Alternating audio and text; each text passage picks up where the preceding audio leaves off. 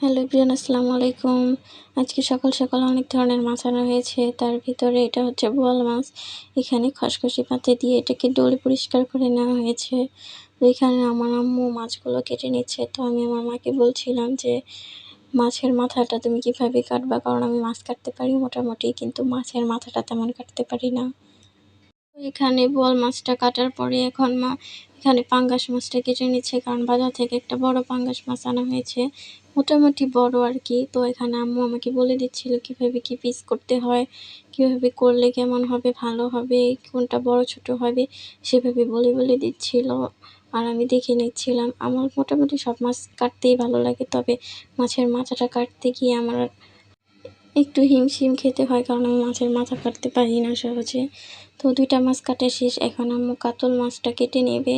তো কাতল মাছ বরাবরই আমি ভালো মতোই কাটতে পারি, তবে এটাও আমার মাথা কাটতে সমস্যা হয়। বেশিরভাগ বাঙালিরই মাংসর থেকে মাছটাই বেশি পছন্দ হয়। তো কোরবানির পরপরই তো মাংসই হয়ে যায়, মাংসময় জীবন। তাই বেশি করে মাছ কিনে এনে সব কেটে ধুয়ে রেখে দিলে কিছুদিন যাবৎ ভালো মতো খাওয়া যাবে। সেই জন্যই মাছগুলো আনা। আর এগুলো হচ্ছে টাটকা নদীর মাছ, সেই জন্য এটার স্বাদই হবে অতুলনীয়। তো টাটকা নদীর মাছ খাওয়ার মজাই অন্যরকম। তো আজকে কোন মাছটা রান্না করি, কী করি, অবশ্যই নেক্সট ভিডিওতে দেখিয়ে দিব। ইনশাল্লাহ দেখতে পাবেন যে কী রান্না করলাম আগে কোন মাছটা।